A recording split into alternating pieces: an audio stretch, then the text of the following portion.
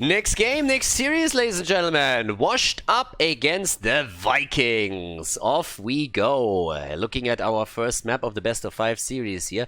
Battlefield of Eternity is the map, and we have Washed Up for the first time now. They got a bit of a pass in the earlier round, but now that we are in the second round, actually I think already the semi-final here, in the winner bracket, we're heading straight into our first match of this best of 5. Winner bracket still. We had previously, of course, the series between Crystal Gaming and Feel the Heat, where Feel the Heat was able to secure themselves a victory with a 3-1 victory on Battlefield of Eternity. Kind of funny that we have the map 2 times in a row now. So we, at this point at least, have Crystal Gaming in the lower bracket. Later on we're of course going to see the other match with Feel the Heat here at the winner bracket. But for now let's have a little bit of a look what's happening here. Yeah, with Reyna being a first pick continuously for Washed Up ever since the changes on Battlefield, he actually gets banned out by the Vikings. I like that. And that's honestly a series that could be super interesting. The Vikings had some insane games in the regular season and in some of the previous tournaments. Not only against Lauer's fan club, but also against Washed Up. They were able to push both teams multiple times to the 5th map, which was always awesome. So it's going to be pretty cool to see how this is going to pan out now. Deathwing gets banned. That's not really a surprise, but Vala, for example, is still up. Greymane is up too, so there's definitely plenty of heroes that have a solid amount of damage against the Immortal itself. And Marke locks in Vala right away. No hesitation there. It's a little bit of cowgirl action. Whereas for the blue team, what are we going to get from them? I mean, Washed Up, they are the top dogs in Europe right now. There's no denying it. They are definitely insanely powerful. The Ana ban, for example, pretty much just because Banana is insane on Ana. And it's also something where he brought the hero, so to say, back into the meta, and yeah, ever since it just gets banned out against him, or you lose. That's pretty much the 2 options that you have. Malfurion together with Tyrael, so the Greymane pick also became a bit more likely for them right now. Okay. And let's see, what do we have for the opponent? I mean, Zarya's still up. You could go for a shield setup and a strong 4-man with Vala. That's one option that you have. Panda instead, and Garrosh. Okay. It is Panda time. Max Passion is always pandering to the audience. This game is no exception. And with the bans, I mean, honestly, theoretically, you can still play Zarya with this. That still works. Bot lane, Garrosh, Zarya, Vala, and then a support, that absolutely works. So Zarya is not out of the question yet, and I would really think about banning her out potentially. If not, you can always ban the support, which they do. Oriel is they get rid of her. There's still Rhaegar that you can easily take, so there's a couple of heroes that you can still pick without a problem here. But Rhaegar would of course add the lightning shield damage, has a bit more control over the camps. But there's a lot of other stuff. I mean, even Anduin has been played on this map quite a bit. Rexa gets banned. No ban on the tank though, so we still have Sergeant Hammer in. That's still one of the things that they could do. Okay. And let's see. Final 2, well, not the final 2 picks, next 2 picks here. Nick. Okay, Chromie and Blaze. Nick hasn't chosen a hero yet. Nick is always the X factor for them, as I am not tired of telling people, but yeah, with him just picking Kerrigan on Infernal Shrines, on, I mean, Dragonshire, Tomb of the Spider Queen, we've seen him just absolutely crush through opponents in those melee assassin roles. If he's going to play that here, that's a very different question on the other hand.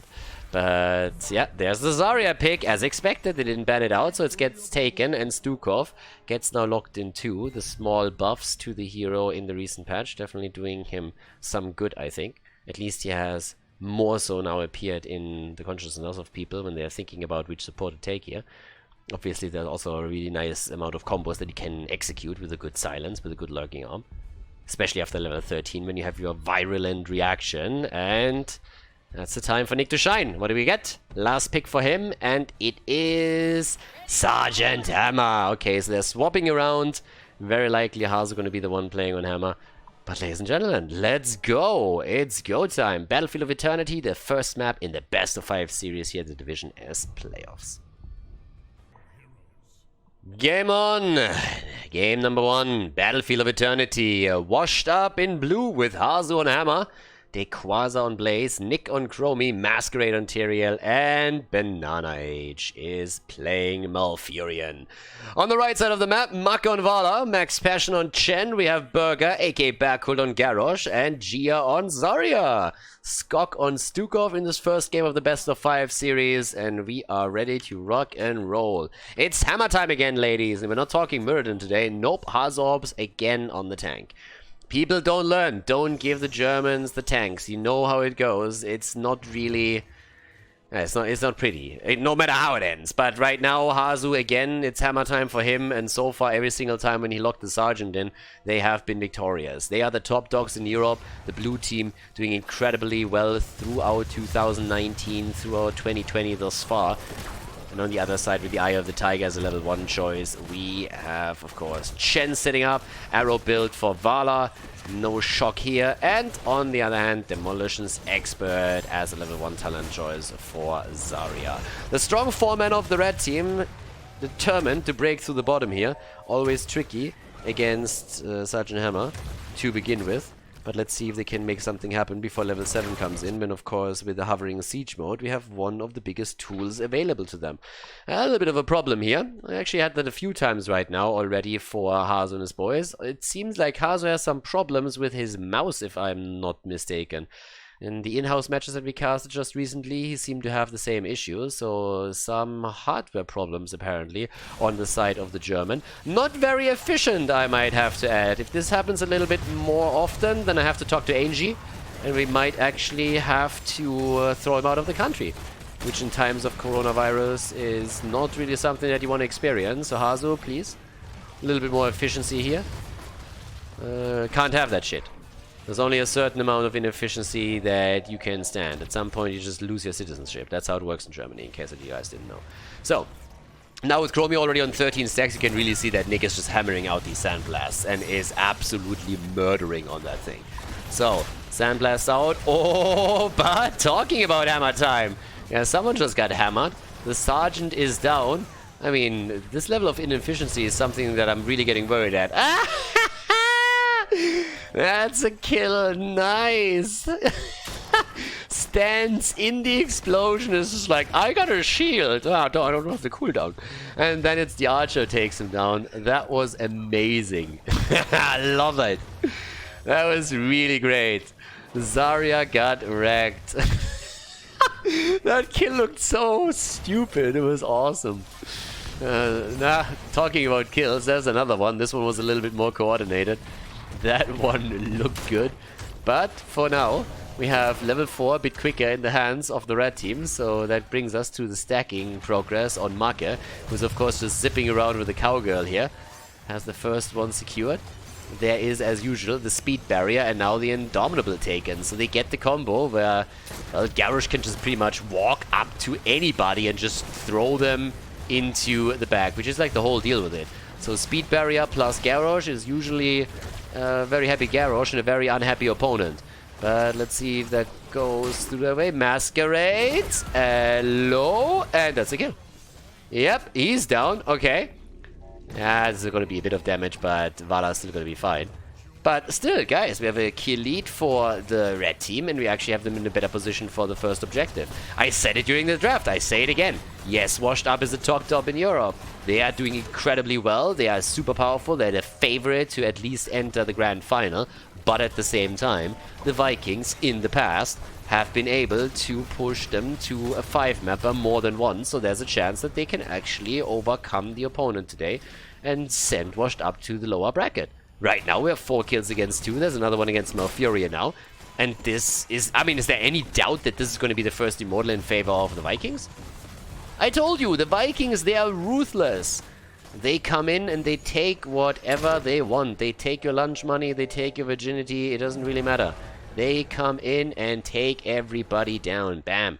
Viking time. That's why the Vikings don't really need bribery. I don't know why Blizzard gave them the bribery, but they don't need it. That's different Vikings, but it doesn't matter. So... With this, we have now 4 kills against 2. We have down to the bottom of the map already Max Passion sitting tight over here. He's still soaking some experience. That's another wave, but Blaze is on the rotation towards the top, doing his thing here. Wall top side has been taken down. Bam, and the second tower falls too. Yes, there we have it. Hammer pushed back. No level 7 or hovering siege mode. It makes it difficult for Hazorps. He's in a pretty bad one right there. Marke gets attacked too. And the Panda. Yeah, Max Passion is pandering to the audience as he's zoning out the back line. Tries to go for the Quasar. Ford is already down. I mean, damn son. This is getting kind of nasty here. They're getting way more than I expected them with the first objective. I mean, just look at these bad boys. Lunch money is long gone. Can tell you that much. No lunch money left. They already stole all of it.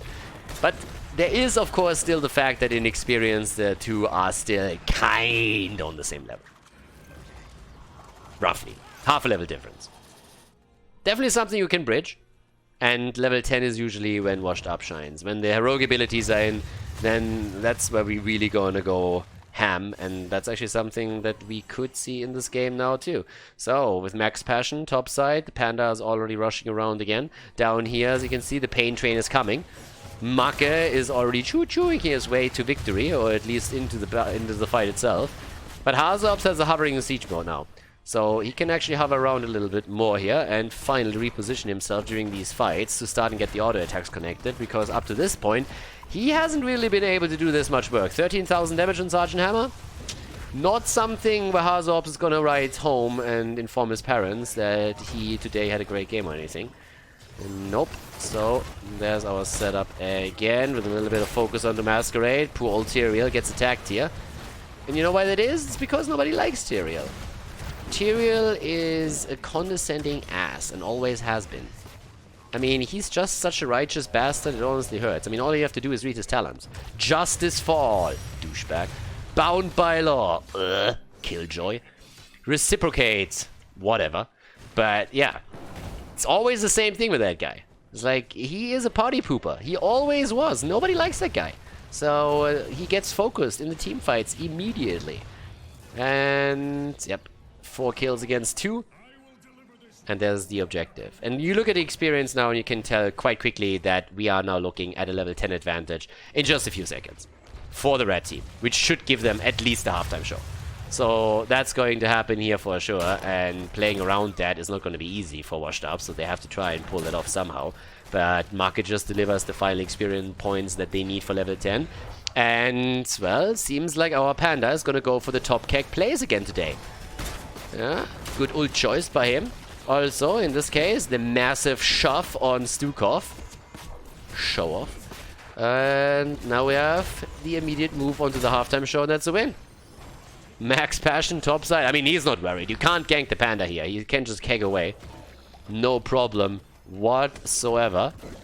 And there we go. Another setup. Double arrow. Bam. Comes in. Vaults away. Jam. Double arrow. 11 stacks already. Good damage. Not completed, but hey. Counts. And if Maki can get a little bit more, one connector, it's at 12, another 8 missing until he completes the quest. They're trying desperately to defend this one, but you look at the Immortal and you can see that it has taken quite the beating there. Choo-choo! And here we go. Yeah, they're trying to soak as many of the shocks as they can, but that Immortal is toast. The problem is that Garrosh is toast too. Garrosh is down. Hashtag not my war chief. And that's 100% shield Immortal I'm seeing. Sanctification and the double kill. Not a good day to be a support. The Panda is trying to keg away, but no chance for him either. So that's 3 kills against 1. Not the trade they were hoping for, but the Immortal should still do some damage. I mean, 100% on the shield is like, damn son. That thing is getting pretty nasty. But since nobody can push with it, it will be defeated eventually. And it's very likely not going to get that fort. I would be shocked if that fort falls. So, yeah. They have a few heroes at least that can now defend. Well, attack. Maybe. Maybe. Nah. Not with Hazon Hammer. Right? Well, they're trying to actually zone them a little bit more. Bakul is already rushing in, trying to go for Nick. There's the timeout on the other hand. Guys, that fort is going to fall after all. They're gonna get that thing. They might even get a little bit more. Look at this. Kegging away. Top keg play right there. Blaze is down, and that's 4 destroyed. Yeah, death timers were low enough that they could make it into the fight after all. I thought they had trouble arriving there in time, but hell yeah, they did. And they capitalized on the situation immediately. 5 kills against 6, 10 minutes in. And now it's looking quite good for the Vikings. I mean, opening this best of 5 up with a victory would be fantastic for them. The problem also is, washed up. I'm not quite sure if they really expected that much resistance in game number 1 here already. But as I said, the Vikings have been putting up quite a fight ever since. So throughout the year, we've seen now fantastic games against the Fan Club. We've seen great games against Washed Up too. They forced the 5th map. And off we go. At this point, everybody is jumping topside, getting those Khazras down. And yes. It's a shitty job, by the way. If you're like a mercenary in this game, it's like a really crappy job. I don't really know what they're doing. Like, first of all, you get beaten the shit out of you. Then you decide, because your opponents are so unbelievably powerful, that you're going to join them, you're going to help them in the lane, you get defeated. And then after you've taken the beating now from both teams, pretty much, you decide after 2 or 3 minutes that it's a great idea to just come back to the same spot and go for the same thing again. These things are not too smart, I can tell you that one. That, on the other hand, was a smart play. Yeah, that was a great one. Just jumping in there, and they are ruthless. I mean, seriously. The Vikings with clean combos right there. And Tyrael, I mean, not only does he get what he deserves, we talked about it earlier, but he didn't stand a chance there. He thought it was fine with Sanctification and his ability to jump out, and they just moved on to Tyrael and just murdered him. Absolutely murdered him. So now there's another Immortal spawning. And the blue team is now for the 3rd time in a row looking at this and they say, like, what the shit are we gonna do? What are we gonna do here? They're trying to fight in, but they already lost the halftime show. They're already behind by 50% because of that kill, and now they have to somehow play around it. But there's another camp on the map that gets taken quickly. You look at the arrow, quest is nearly done. A single stack is all that they need. And here goes the party train. Choo-choo! Let's go! The pain train is coming, baby! The pain train is coming! Who's the pain train, by the way? I think it's Vala, right? Or is it Zarya? Nah, it's Vala, of course. It's my girl! There we go. Gia is also poking the entire time with one grenade after another. Get the mortal damage, or the mortal hit points low, slowly but steadily. And keep that top camp in mind. I was taken there for a reason. It's gonna push keep now. Yeah, Washed Up is getting a bit of a beating here. Can they still turn it around? Yeah, of course they can. But they need a kill and they need it soon. Good engage with Sanctification would do wonders here. Maybe Nick popping off a bit and securing them a kill. But right now, this is a one-way street what we're looking at here. Timeout. Yeah, I don't really think that Chrome is going to get away here. Oh, Nick and a Sanctification. And the turnaround kill against Garrosh. Nice. Washed Up. That's what we're waiting for. Can they get more? It looks like it, right? They might be able to get Maki here. They need to do something, and that's exactly the setup that we need from Washed Up. Yes, that is the blue team that we expected in these games. Topside wall is already down, but the fight isn't quite over yet. Actually, it is. Vala moves down to the bottom of the map. I was expecting her to sneak in at the Immortal and try and drop a double arrow, now that the quest is completed, for some extra damage. But Washed Up takes the fight, takes the victory in the battle, and has now, with 7 kills against 7, an opportunity to take a few structures down. Good for them. Yeah, finally showing a little bit of a sign of life here. That was definitely needed. So, everybody's starting to jump in. The tower is about to go down. Top side, what do we have? There's the move in already. Blue team is going to get their Immortal and is going to try for the first fort. No 16 talents for either team. And Hazups is at the bottom of the map. Oh, Macke. Yeah, Masquerade is just jumping around right now. With the Sword of Justice here, he has, of course, a lot more mobility. And we've seen that style a lot more right now. I mean, over the last few months and year, we've seen so many plays with Tyrael where he just prioritizes on the mobility more than anything else and just annoys people. Pretty powerful. But yeah, with this, they are now all going straight up for the defense. That Immortal hasn't done anything. Didn't even get the fort, by the way. Nobody pushed there. Instead, they rotated to the bottom of the map in order to break through the wall here. Trying to take that fountain down too. 16 talents are now ready, and that means, in this case, frost shots. So even more control over the battlefield itself. The Panda still checking everything out on the left side. For good reason, of course. He can always keg out. Had to! Yeah, and kegs easily away here. No chance. Chromie was trying, but low cooldown for both of them. So not a problem in the slightest. Alright. Top push. Level 16, any moment now for Washed Up as well. But yeah, we are continuing with the plays here. So, off we go. They sit at the side. Masquerade again in the bush. Needs to be careful here. Alright, everybody's moving in. Seems like the aggression of the red team is going to continue at the top side. Yeah, the play for Macke. Macke fine so far. He is the main damage dealer, so as long as Zarya pays attention, it should be fine. But with 16, Hammer has now also Giant Killer. Super powerful talent here. Especially, of course, against the Panda himself. Immortal spawning again in another 27. So there's that. They're already trying to get over to the camp. Yeah, that fight could really decide the fate of this game already. And they get another kill against Tyrael. Tyrael wants the explosion. Did he actually connect with anybody? Yeah, it did. Gets a bit of a cooldown reduction here. But that is not the kill that they want. Top keg play right there. Attempting to isolate the Quasar. Well, they're trying to go for a bit more than that. Okay, Chromie. That's not going to do too much. The Panda's going to be fine. Panda's going to be fine, and they steal the camp away. The camp stolen. Tyrael nearly back, and the Immortal wide open, aka another halftime show victory for the Vikings. Now, let's not forget that during the last one, they actually lost the Immortal then later on. But taking the halftime here is at least going to help them a little bit. So that's already a nice one. Halftime lockdown. Now they move straight up to the next camp to the top right. So it's pretty much a mirror of what we've seen in the previous objective. Top lane is going to get pressured by this. Same time now we have Washed Up in the attempt to take the Immortal, but the experience and the lead in structures goes to the red team as they're attempting to step up once more. Moving in already over to the left side. Trying to zone the opponent out. Waiting for the camp to do a bit of damage here too. Shields on Zarya right now. 16 versus 16 talents. Both teams still way too far away from level 20 for it to play a role here.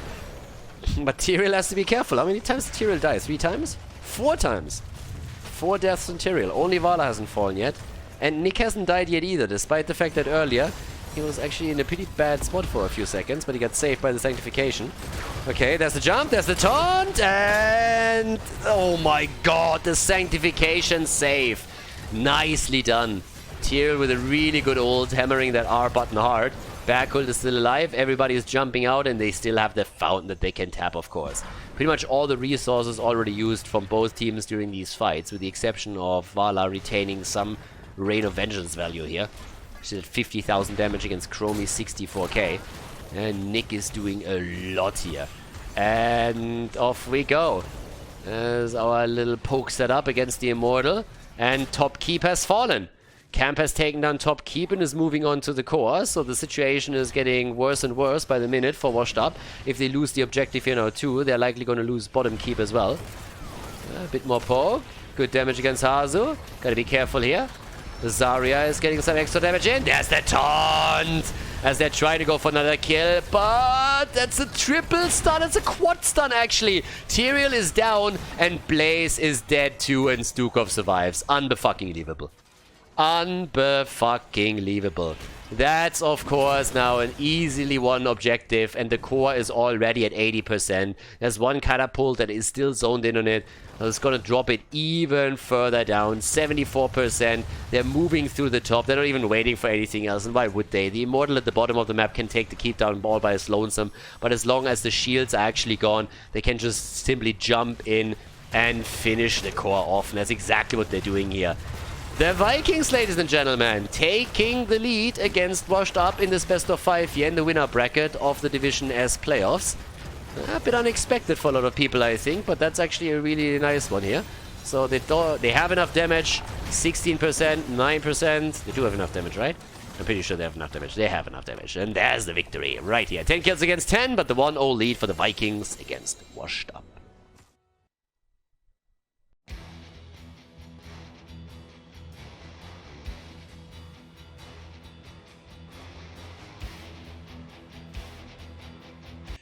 Game number 2. The Vikings, ladies and gentlemen, in the lead in the best of 5. Yeah? We're only in the winner bracket. We're only starting. We have so many games coming up this weekend. It's actually a bit bonkers. I honestly expect that we have like 5 or 6 series here today. Best of 5s, all of them alone. So with Tomb of the Spider Queen being our second map, let's see what we get here. We have Washed Up, definitely in dire need of coming back into this series and really putting some effort into this. A couple of the heroes that they played on the last map could be played again. Chromie being, for example, one of them. But let's not get too ahead of ourselves and see what's going to happen now. Tomb of the Spider Screen, a little bit more of a smaller map, so we are talking again about wave clear. One of the reasons why you might want to ban Vala out. Mephisto, of course, is another hero that could theoretically be played by the Vikings, by Muck in particular, but other heroes like Johanna will make an appearance either as a ban or a pick. And there's always, of course, Deathwing to consider too. Leo, another powerhouse on this map. Anna gets banned against Banana. But that's actually an interesting setup right now, because this is honestly a series where Washed Up might not really have expected to fall behind that quickly. It's a best of 5. Nothing is won here yet. Comebacks are always possible. But of course, if the Vikings are all of a sudden able to take a 2-0 lead, then that would be a very, very different story. So, Tomb of the Spider Queen and our ban number 2. Khaldor. Alrighty, so even more wave clear denied for now. Okay. And there's the Deathwing ban. That doesn't really come as a big surprise if you watched Europe consistently, then you know that that one was bound to happen. We actually had Deathwing making it through one of the drafts in series number 1 in the first round, and that went as expected. Actually, it didn't quite go as expected. It was a close one, but the Deathwing team still won. There's the Johanna pick and also Malfurion. So Jojo for the wave clear again. And we have Tyrael once more. Alright. So, the Tyrael pick here. Do we get a Greymane together with that? Kerrigan hasn't been banned out, by the way. Kerrigan has not been banned. And that's usually something where Nick immediately says like, hey boys, I got it. So, can they actually set that up and lock Kerrigan in for him? Especially with Tyrael, you already have the shield and the sanctification to be dropped there too. Leo first and Jaina. So they're actually okay with Kerrigan getting banned out on the 3rd spot. Which could and should happen right now. That's the discussion point right now. Ban on Kerrigan, yes or no? Do they ban out Nick? I mean, the thing is, if you do not ban Kerrigan, it could easily be a ducking disaster.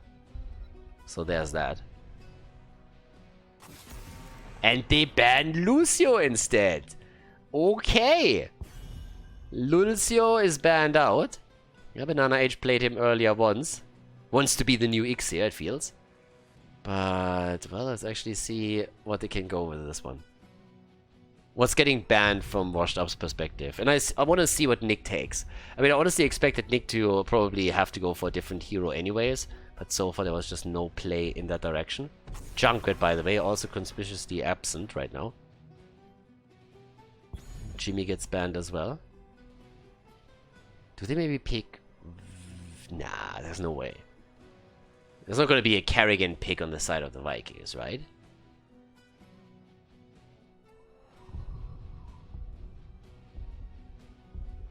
Honestly, I'm a little bit hyped for this right now. I love watching Nick's Kerrigan, and it is just amazing. If we get that, it would be cool. Okay, they take Chromie and they take the Panda. And does Nick lock in Kerrigan or not? Which would leave them with Jaina as the only damage dealer in the backline, obviously. It would be a heavy triple front line where you have Tyrael, Kerrigan rotate between lanes with the rest of the team. Leo focusing at the bottom of the map. Because also, of course, a setup with Entomb then later. Fury has his Nature's Cure. Johanna can play around this a little bit. Chen can keg. Sylvanas? It's not happening. No, unfortunately not. Rhaegar and Sylvanas are the 2 picks. No Kerrigan for Nick. I think this is one of the first times where I actually see Nick not jumping on Kerrigan when he has a chance. Marker then again with Malfurion goes straight up for Tracer. So alright, it's going to be a hype game one way or another. Tomb of the Spider Queen. Map number 2 in the best of 5 series here at the Division S playoffs. Let's jump straight in. Game number 2, Tomb of the Spider Queen. And on the left side, washed up with Hazorps on Jaina, Nick on Sylvanas, Banana Age on Rhaegar, and we have Masquerade on Tyrael with Dequaza on Leo. By the way, did anybody even realize that we could have like a Reggae Rhaegar or something? Like that would be a skin that would be absolutely fantastic. I can't believe that there are any comics or anything out there with Reggae Rhaegar. I mean, that's a meme in the making right there. Either way, just hit me. Vikings on the right side in red with Mark on Tracer, Bakul on Johanna, Skok on Malfurion, Max Passion on Chen, and Gia on Chromie. Yeah, our little gnome over here doing his thing.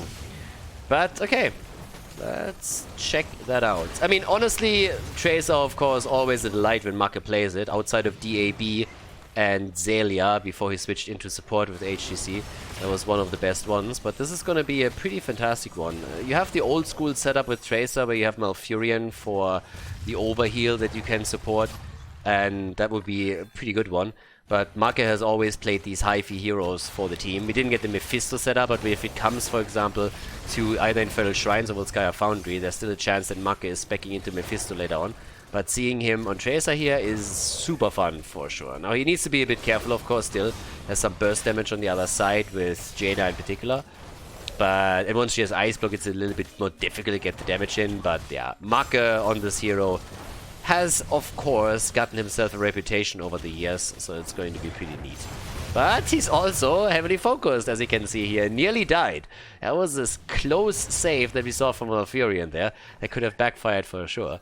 The cool thing, if you're having a Tracer that knows what she's doing in your midst, is also that she's drawing a lot of the attention, which is obviously super nice, because it keeps the focus a little bit away from heroes like Chromie that can then just damage from the backline. And pretty much Chromie is going to attempt to soften targets up so that Tracer can come in, connect the bomb and get the kill.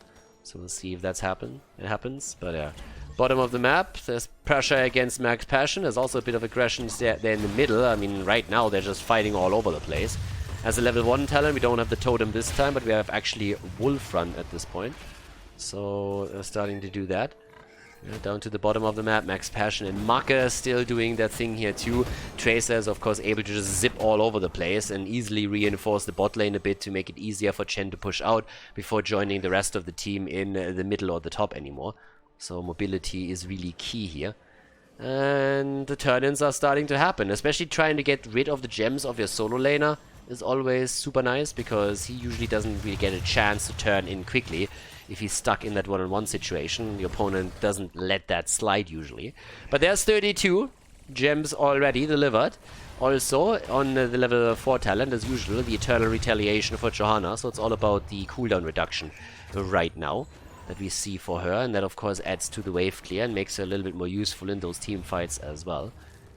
That being said, still see the extra wave clear from Leo, so he's gonna try and go straight in for the swing in the mace to the face there. So there's that. Already the little attempt, and our Burger Boy, aka Berkult, is currently trying to rush away from that camp. It's interesting that only one team actually took that camp. Usually you have both of them starting to go in for the Bruiser camp here. But together with Sylvanas, this is actually starting to hurt a little bit. I mean, it's a decent effort by the Vikings to defend here. They still lose a few hit points, but it's not as much as you might have expected. So yeah, still not a single kill in this game. And it will be a hype one, for sure. I mean, again, the setup is getting nasty. A lot of jumps down there at the bottom of the map as Max Passion is jumping in feet first with the Panda. Captain Stinky Feet is there. Was Happy Feet a panda?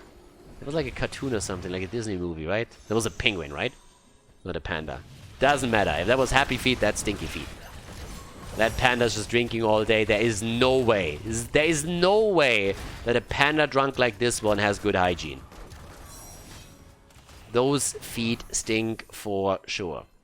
Okay, so level 7 talents any second, and the red team is really eager to get the first Web Weaver wave. They're working on it, and they actually lock it in. So now with level 7 talents in their hands, we have the first Web Weaver wave secured, and it is time to go. The moment of truth, ladies. How much can they do with this? Can they take down a fort? Unlikely with the first one in the situation that they're in right now. But even just opening the walls would be great. If you can take the fort, that would be fantastic. I think the most that I've ever seen on in the game on this level out of the first objective was 2 forts. But that was also with the level 10 advantage that they had at the time. Okay. Nick is jumping straight back in already. And here we go. Masquerade on 26. Gems at this point. Bam. More damage over here. Yes, taking down the entire setup. Banana H. Oh. Gets zoomed back in. And that's a kill against Rhaegar. The doggy is down. Oh, and Nick nearly dying too, but he's getting away. The bomb doesn't do enough damage to drop him. Yeah, that's actually fantastic. I mean, just look at this. Just a moment ago I said like getting a fort would be fantastic for them, and now they don't only get the fort, but they were able to obliterate the wall at the bottom. And you look topside, it's even worse there. They lost the entire wall, they lost the fountain, and they lost half of the HP on the fort itself. More than that, actually. It's kind of crazy. It's honestly a little bit nuts. I mean, it couldn't have gotten any better than this. Gets the kill, get the entire setup pumped, and now they have, theoretically at least, a chance to maybe even delay the opponent's turn into a point where they have level 10 abilities, delay it further around that, and then get a second turn in a row. It's the momentum that you want to build up. Guys, if the Vikings take a 2-0 lead against Washed Up, we might see Washed Up in the losers bracket. Marke! Yeah, not even close, bro. Marke gets out. Cutting it way too close for comfort. And here we go. Every single time I see a Tracer player just making a couple of clutch plays, it reminds me of seeing Zelia for the first time at an offline event. And back then, he already had a reputation. He was playing damage, and he was the Tracer player for his team. And it was the first time that he actually played on LAN with Tracer. And after the first game, I talked to him a little bit, and he just looked at me wide, and he's like, Khaldor, I have no ping. I have no ping. I think he played one single Tracer game that tournament. Completely destroyed the opponent's team, 1v5 pretty much. And for the rest of the tournament, everybody that went up against them banned out Tracer instantly. So he had one game where he could enjoy the no ping and did to his heart's delight, but then afterwards the hero was just denied to him because everybody was just said like, yeah, fuck that, we're not going to go up against that style. So, well, with this we have now 10 on both sides, which gives us the immediate approach from Leo against Tracer. Yeah, gets the lock-in, but they couldn't get the kill, the damage wasn't there. Jaina didn't follow it up yet. We have the water elemental on level 10 again. And all of a sudden the blue team, as they're on the run here, might be in trouble because they are starting to take some serious damage. But the sanctification was still ready. Gets used, but the fight is not over yet. Far the opposite. Yeah, there's the isolation, and Jaina is down. And as you can tell, that's quite a few gems down the drain. And with the red team holding enough gems for a turn of their own, this is likely going to be the second Web Weaver wave for them in a row. So, yeah, here we go. 2-0 in kills, can turn in now, easily. Also going for the Siege Giants at the bottom of the map, I might add. So, let's have a bit of a look here. Yeah, they're gonna get both, and then they can take down the bottom fort for sure. Top fort has, of course, already fallen, so this is the last remaining fort that they have. And, I don't know, but this is not looking good for Washed Up.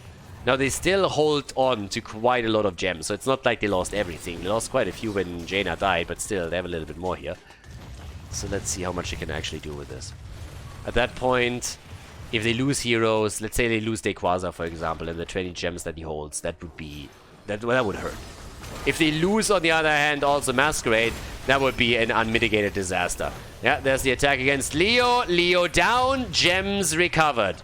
Leo is dead, the gems get recovered, but oh boy, the root, oh, God, they're taking a beating here, damn, the Vikings, look at this. During the season, they weren't able to get the win against Washed Up. Washed Up absolutely dominated, but right now the situation is starting to look incredibly dire for the blue team. 3 kills against 0, level 13 talent lead.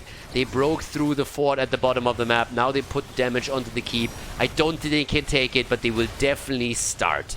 And the bot lane push is still strong. I mean, that's a Siege Giant camp together with the Web Weavers that is pushing through the bottom of the map. So, yep, here they go. Here comes the attack. At least the defense is ready. And let's go. Viking power towards the top now. The Vikings are moving in. Yeah, Marker still looking for the kill. Broccoli is out, but there's no lockdown here. They were looking at boss actually for just a few seconds. 96 gems in the hands of Washed Up, so that means that they have a double turn-in if they ever control the turn-in point. That isn't too bad. That honestly isn't too bad. Like, no matter how far behind you are, if you don't lose a lot of your gems and you can turn them in, you have some snowball momentum that you can use against your opponent. And as long as Masquerade has those 42, he of course needs to be careful and can't quite be that aggressive. But again, if they turn in, kill a couple of structures, maybe a few heroes, and then get a second turn in, they can easily shift the momentum of this game entirely. Red team is using the access to the turning point though and get rid of as many gems as they possibly can. They don't hold enough for another turn in just yet, but they're doing what they can here right now. So already everybody is jumping into the battle again as we have Masquerade desperately trying to get anywhere where he can get rid of his gems. Mark is at the bottom of the map, using his mobility to push another lane out and helping the catapult to dish in. Masquerade again interrupted. There's not really a whole lot that he can do. It's problematic for him. Quasar also in trouble for just a moment. Nick gets attacked and they're pushing them back aggressively. I mean, look at Nick. Nick is incredibly low. There's the Ancestor already. The silence on Marker. The Entomb is out. Tranquility. The Pandas. They're jumping in. The Sanctification coming through. Leo is about to go down. And Marker delivers the final blow. A little bit more pew pew pew. And Leo is dead. They're trying to zip another H back in. And the doggy is also dead. That's more gems lost. And now they go for boss. They linger around a bit longer. They go for the boss up at the top with 2 heroes down. They should also be able to still defend the turn-in points. But even if they don't, it would be the blue team trading gems for a boss defense, which can totally be worth it. But the Panda is already just wandering from one turn-in point to the next just to figure out if someone on the blue team side is attempting to turn in. And let's talk about the biggest problem here. It's not only that there's a boss coming any moment, it's a level 16 talent that has been picked up as well. 5 kills against 0, level 16, and a boss push for the top keep now. Honestly, a couple more gems and they would be in a position where they can actually even send a Webweaver wave down the lane. That's not quite where we are at, but damn, 16 talents alone are going to help them so much right now. So everybody is going to start jumping in here. Blue Webweaver wave is descending. Tyrael finally turned in. But I don't know what to say. This is going to happen after the keep is toast. And the keep is down. Keep at the top lane is eliminated. Fountain is out too. Panda is already dealing with the camp in the middle. The Webweavers are of course now moving in too. But that's an opportunity for Washed Up to maybe, just maybe, get something done here. But keep in mind, they're down a talent. They are behind the level 16 talent. Something that they just don't have right now. So the attacks again. Down go the Webweavers. Mid lane at least. Bottom of the map. That's where the blue team is currently making their stand. But can they fight? Do they want to fight against 16? Is that really a battle they're willing to take? No, apparently not. They're rotating away again. They just cleared the lane. It's not like, alright, we do what we can. But once they start fighting, we have to back off. Chromie is, by the way, nearly done with their level 1 quest. She's at 39. So she needs a single additional stack and she's going to be Gucci. Also, Jaina, she is sitting at a nearly completed baseline quest, which means that we're soon looking at an ice block that can also keep her alive a lot better during these fights. Okay. So, attacks come in again. Nick! Yeah, barely jumping out here. Ah! Nick. Nick gets the Ancestral. Yeah, that was another clutch one right there. Okay, so Ancestral is in. 5 kills against 0. And yeah, that's another turn in for the red team now.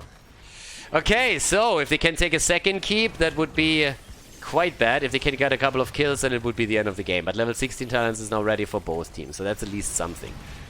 Now, Hazorps is completely isolated from the rest of the team. He can only do, like, he can't do anything. Hazorps is in trouble here.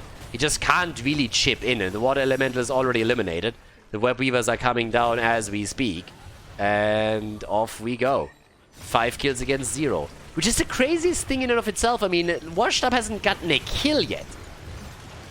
Like, not a single kill. Oh, the lockdown. Yeah, dude, like, careful. Masquerade was super low here, and they are losing hit points as we speak, and the Web Weaver's already in. Triple Panda comes in for the kill or the zone out. Keep is down, core wide open, Web Weavers traveling through all lanes still, and they are gonna go for core here. They're already starting to dish a bit of damage out on it. No sanctification yet, but it will follow soon. Here's the Entomb in the attempt to somehow save this game. But with a kill against Jaina, it's made nearly impossible. Jaina is down, Hazu is dead, the core is losing hit points as the catapults are zooming in on it. Another kill as Market just destroys the damage dealers. 60,000 damage for him. And this is a 2-0 lead.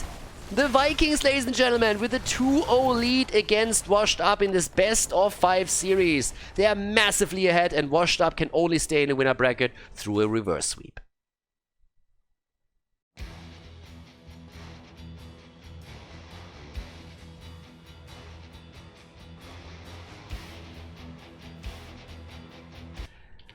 Okay, Infernal Shrines, everybody. It's the third map, and it's an important one for Washed Up, since if they lose now, then, I don't know, they are out of the winner bracket, and would drop down into the lower bracket, so they would still have a chance to make it into the grand final of the tournament. But still, that is a situation that I didn't really expect like this. I expected a series that is like back and forth, and I thought, okay, the Vikings come in as the favorite, and they are most likely going to really do a whole lot of work here against the Vikings, take the lead, Vikings fight back a little bit, and we end up in like this 4-mapper, 5-mapper, where the Vikings have a chance. But I still always thought that Washed Up would be the favorite no matter what, and that it would be quite the upset for the Vikings to actually take them down. So I'm a little bit curious how Washed Up is playing from here on out, because that situation is something that they haven't really faced all that often. 0-2 in a best of 5, I mean, that puts you back to the wall right there. If you can't pull off that reverse sweep, then you are just dropping down into the lower bracket, so it's gonna be tricky. Deathwing gets banned out. We have the ban on Gul'dan. My focus is a little bit on Kerrigan again, since Kerrigan was not picked on Tomb of the Spider Queen.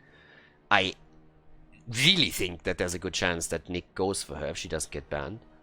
So that's a big one. But, well, let's see. I'm really curious if they're banning Kerrigan now. But again, what does Washed Up get rid of? Okay, so they ban out Johanna. I mean, they got first pick. They could have first picked Johanna too. Johanna is really strong here. They could play around Tyrael again. I wasn't really a big fan of playing Tyrael and Tomb of the Spider Queen as a first pick. I really would have preferred for them to go for Johanna here. But on this map, especially if Johanna is already banned out, you can definitely go for Tyrael. He gives you a lot of control over the shrine. So, since they already homed in on Tyrael this heavily, there is a good chance that they're going to do the same thing here again. And as I said, it's a good map for the hero. Ana gets banned, so Banana H doesn't get his hero either. Note the lack of a Kerrigan ban. I don't think that's going to be a first pick no matter what. But, well, here comes Tyrael. That's not a problem. That's not an issue at all. My focus is more so on what is pick number 2 and number 3. Another map, by the way, where Hazops also played a lot of Sergeant Hammer. Just saying. So, you could play Sergeant Hammer here. You could play Kerrigan. Vala hasn't been picked up yet either. It's also a map where we've occasionally seen Mephisto for Mark and his Vikings. Just to throw a couple of those picks out that we see from the two teams, depending on the situation.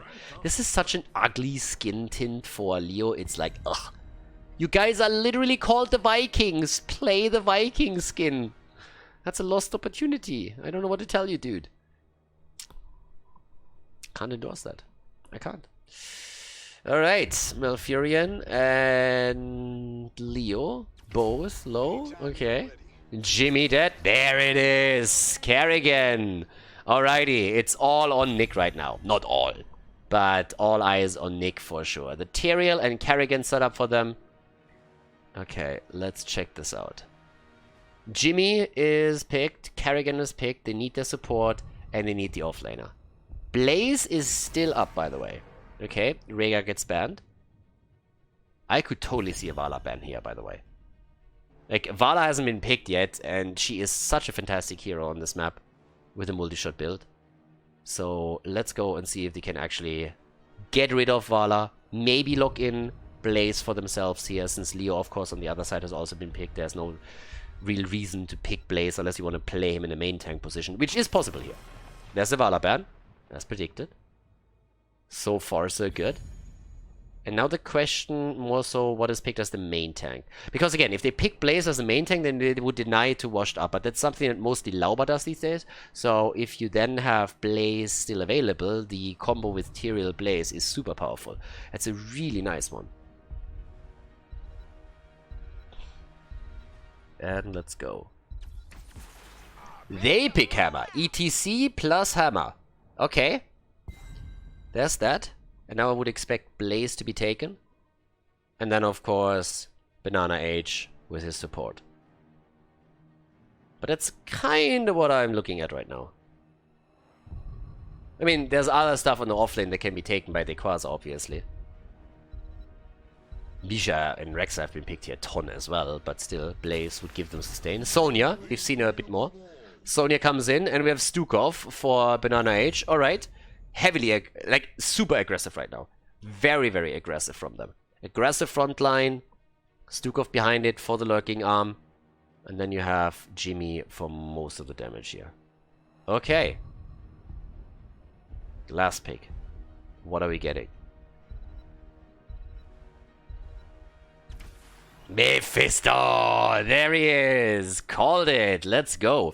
Infernal Shrines, map number 3 in the best of 5 series. Let's jump straight in. Infernal Shrines, our 3rd map here in the winner bracket of the Division S playoffs. Game number 4. Might be happening, or we might finish it all here on game number 3. Look at that save. That was awesome, right? Fucked up the number and then saved it like a boss. If I would have told you, you wouldn't have noticed. Oh, yeah. So, now that we're in game number 3 here with a 2-0 lead for the Vikings. On the left side, we got Banana H on Stukov. We have Hazops on Reyna. Nick on Kerrigan. Masquerade on Tyrael. And Dequaza on Sonya. And on the right side, Muck on Mephisto. Max Passion on Leo. Burger, aka Backward on ETC. Gia on Sergeant Hammer. And Skorg on Malfurion. Alright, let's check this out. I mean, so far, it was an interesting series, and honestly, the hopes and dreams of Washed Up were squashed faster than of the Bernie Bros. So, this is definitely a bit of a downward spiral that they're looking at right now, and they have to break through it somehow. A win here would be the first step, but they need to go for the reverse sweep if they want to see a chance. Ace in the hole on level 1, as I said, recent patch has nerfed it a little bit, so that's a problem. And yeah, we're gonna see how this is gonna work out here, especially with the focus on the Masquerade at the bottom of the map. Tyrael has already gotten a beating on the last one, but that would have been a bad start if the game just continues, or the series continues with another kill against Tyrael, so we'll see that. And here we go. There's a bit of a move into the middle. Top side, what do we have there? Dequaza and Max Passion are currently battling it out on the one-on-one. That's not gonna change anytime soon. And by now we have on level 1 for Sergeant Hammer, the Advanced Artillery. Okay. What are we gonna see here? Down to the right side of the map. We currently have Maka. I mean, Maka and his Mephisto is honestly a little bit terrifying. This is one of the things where I can totally believe that later on he's going to wreck them if he gets a chance to do that. But there's a lot of heroes that can jump after him and really lock him down on his position. You have Kerrigan, you have also Tyrael, and you have Sonya.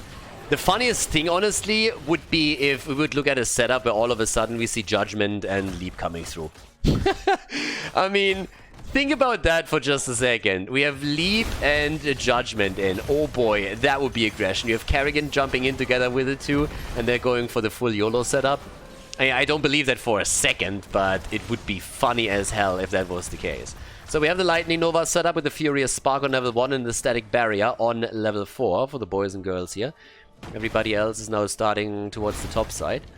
Well, actually, more so towards the camp, not the lane itself, but the camp, as you can tell on the minimap, is going to be attacked soon. With the exception that the red team is actually aiming to destroy the wall before the first objective is even becoming a thing here. So they're already getting some serious damage onto this. And now that the objective is announced, only one of the two teams will have their camp, unless the Vikings make their way over to the Shaman camp right now. And it doesn't seem like they will, so this one's taken early. Everybody gets into position around objective number 1. And again, moment of truth, right? First objective, yes, there's no level 10s yet, but still, you need to make sure that the combo is working for you. So they're going to try and get the first one. It's all about washed up now. It's a little bit about Nick seeing how he can execute the combos, if he can set something up for the team. He has been the backbone on Karrigan in a lot of compositions that they played in the past. And this is where everything is on the line. The Vikings with a big lead in the series. They did fantastic throughout this match thus far. But can they really lock down a 3-0 victory? A victory at all against Washed Up would be fantastic. But a 3-0, that would be just phenomenal. Would give them a lot of confidence too. And they actually give it up. The Vikings give it up. First objective. And they're like, nope, don't need it. We don't have the level 7 yet for Sergeant Hammer. We can't really reposition her. It's too much of a problem. Let's screw it. Let's let it just go, and we fight for the next one. So they let the first Punisher go. They soak some experience and get some damage down at the bottom of the map. Yep, Karrigan can jump all she wants, but siege tactics are of course a thing. So as long as you don't panic as Sergeant Hammer, you're always going to be fine against an isolated Karrigan. Problem occurs when there's more heroes. Oh, washed up. Oh, backward. Clutch, my friend, clutch. Yeah, they wanted to have a little bit of beef. Now that everybody is getting quarantined because of the coronavirus, I can't blame them. You gotta make sure that you have a bit of beef stored up in your fridge so that you can make all those juicy, spicy burgers all the time. Exactly. Up to the top. That's where Max Passion is currently also dishing out the damage against the minions. I mean, again, he's going to be the wave clear hero that just rotates between the lanes whenever it's needed. It's going to be a bit of a slower game, most likely, because there's a lot of the line right now, and both teams know that this is the moment where they could just absolutely crush through all of this. Marcus, Gorgburger is already sitting tight, trying to take their own camp. The blue team has shifted the priority slightly, has moved into the bottom lane first to take the camp, and now still have access to their own.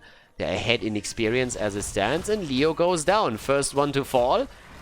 That gets a little bit ganked up over here. And off we go. Left side of the map.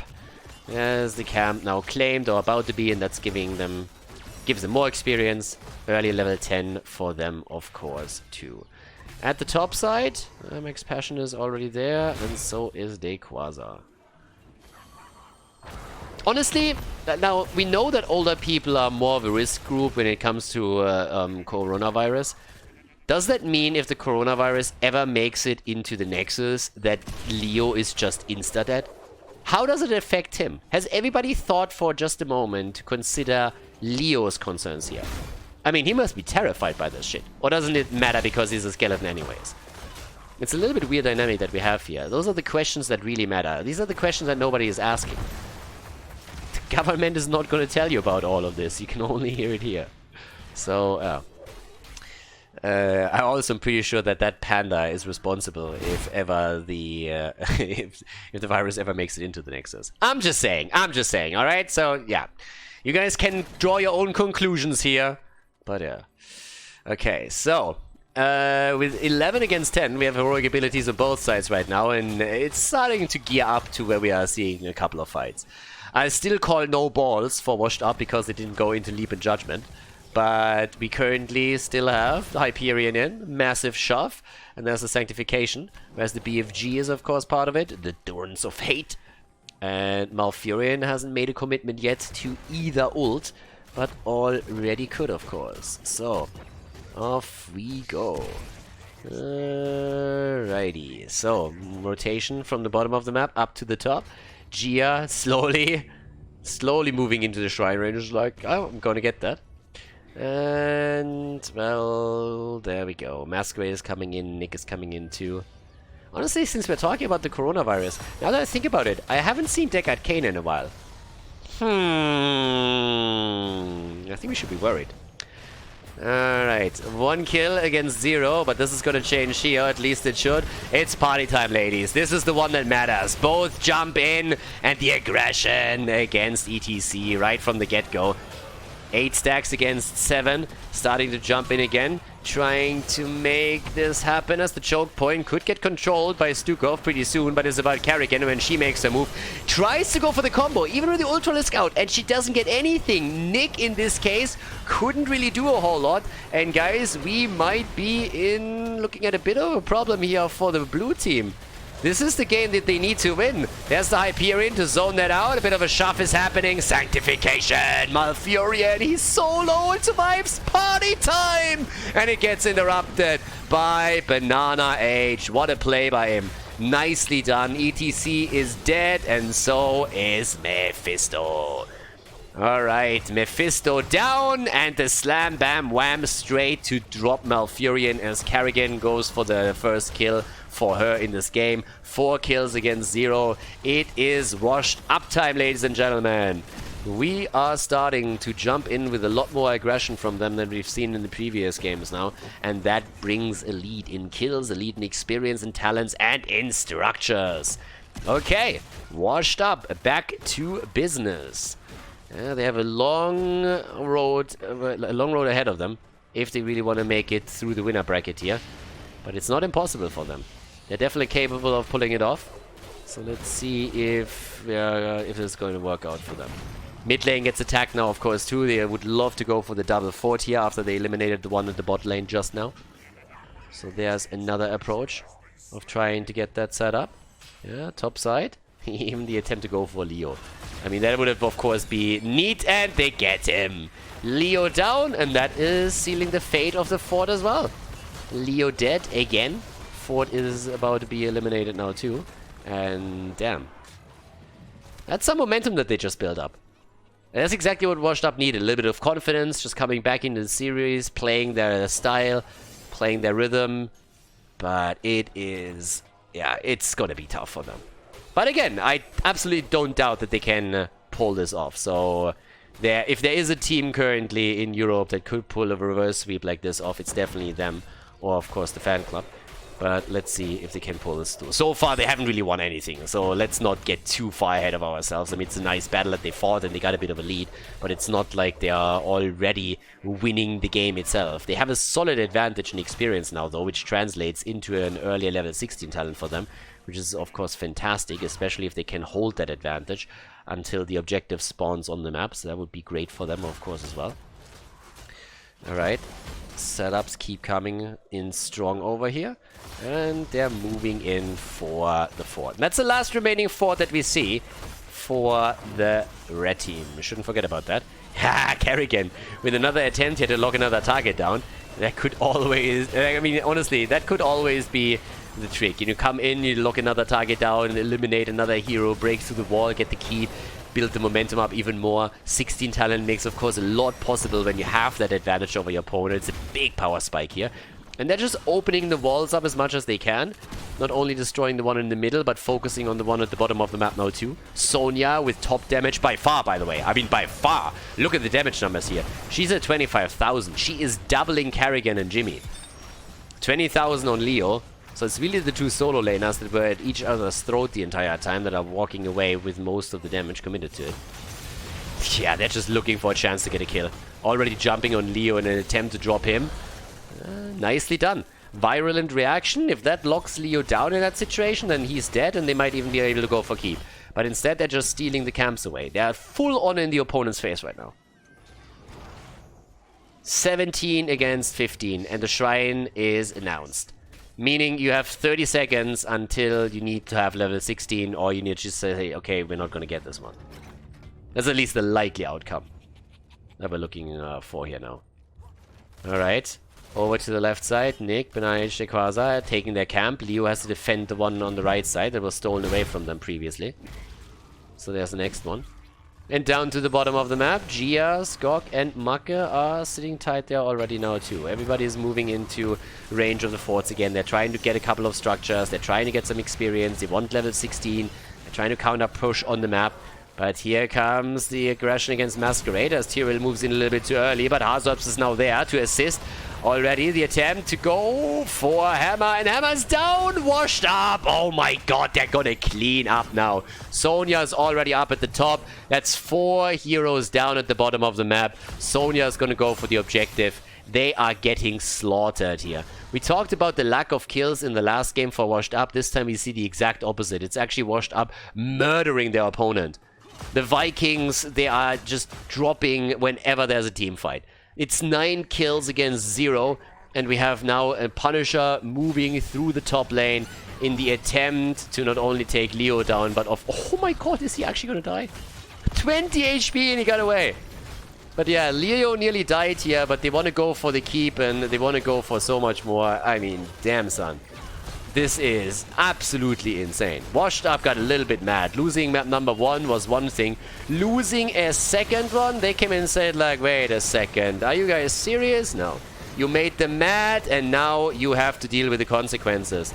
That's pretty much what we're seeing here. The keep is gone within seconds. Absolutely no chance. There's an attempt to turn it around. Level 20 is nearly there for the blue team. They take Make down. He's already eliminated. They're not stopping there either. They go for Malfurion. Another big hitter. Sonya just plays Mini Hulk and goes for the slam. Sonya smash.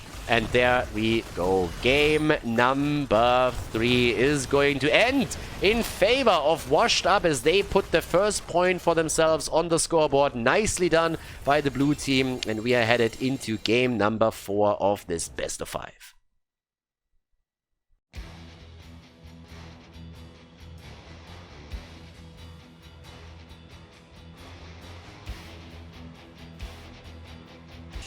Okay, game on. Game number 4, everybody. Washed Up against the Vikings. And yes, Washed Up has actually started to jump in and say, okay, boys, let's go and bring this back home. It's a stony road ahead of them. Alderac Pass is the 4th map, and they need to win 2 in a row to make it happen. But they have a chance. They have an opportunity right now. Winning on Infernal Shrines was definitely the first step. This is the map choice of the Vikings, on the other hand. Is this the moment where we're finally going to see the Vikings play the Vikings? Or is someone else jumping on that train? Unlikely, but it would be fun regardless. So when it comes to picks and bans, there's of course a few... another one actually. Abathar could be another hero that we're going to see in action now. That's definitely true. Abathar could theoretically been played in this case. I mean, first of all, they're banning out Zarya, so it's not like 4-man setup that just like barrels through a lane completely and takes the opponent down unawares. In addition to that, we're now also looking at the Ana ban. I mean, this one has been consistent throughout the entire series. You want to ban Ana against Banana, so there's that. And, well, let's have a look what else they're going to ban out. Vala gets banned. Now the question is, does Deathwing get banned out? But no matter what, it leaves us still with Abathar open. It leaves us actually with quite a few of those heroes still available. So Abathar, for example, is open if anybody wants to play a combo like that as an option. A lot of Globus up. You have Falstad up, you have the Haka up. Most of the time they're not really played as much anymore. Falstad was interesting because he kind of popped in, saw quite a lot of play, and then he popped back out. But they are sticking to that Tyrael first pick. They really, really like that as the backbone of their setup. And now the Vikings just instantly Tracer Comp. Yeah, they won with the last Tracer composition they played on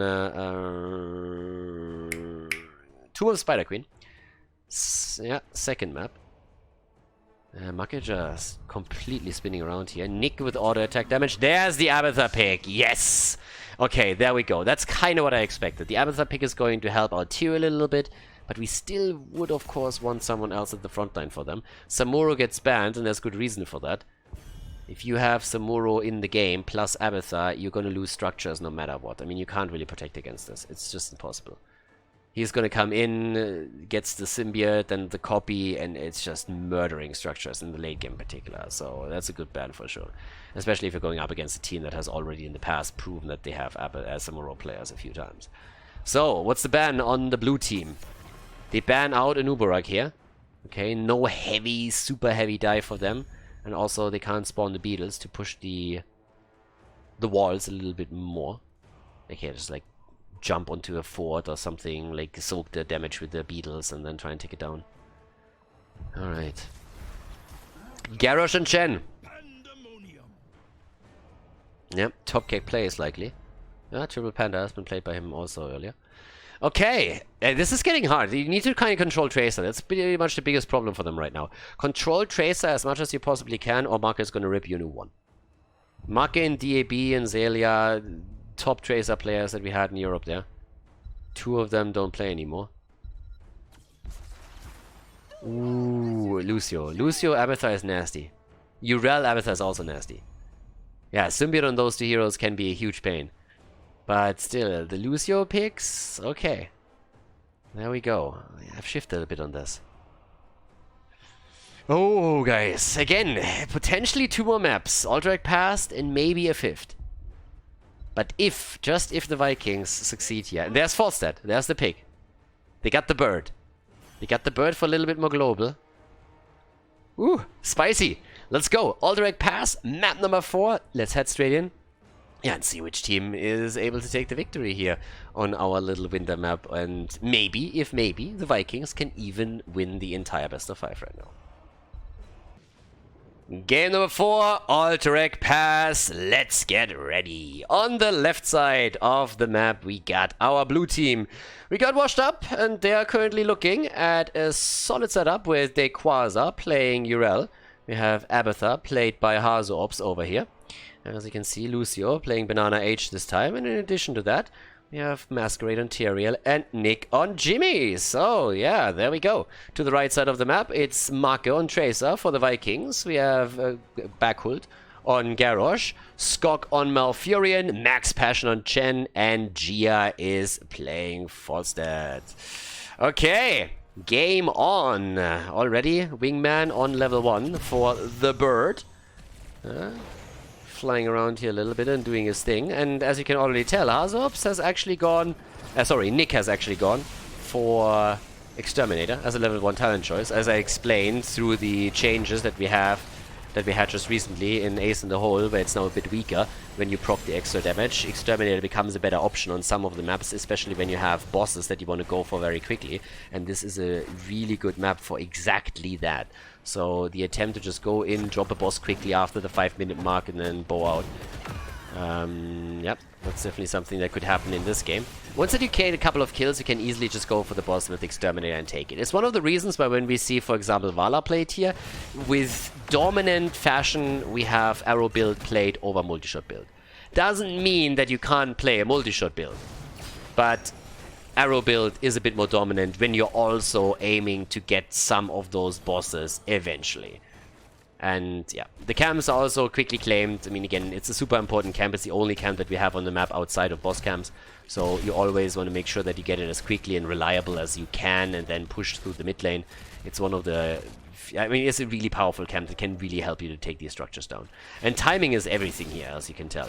So Lucio is actually waiting to time it out because most of the time both teams take it roughly around the same time frame on the map. And with Abathar, you of course always try to delay the game also a little bit more, because one of your goals is to reach level 10. Oh, Max Passion nearly going down here. That would have been a bad start for them. But yes, off we go.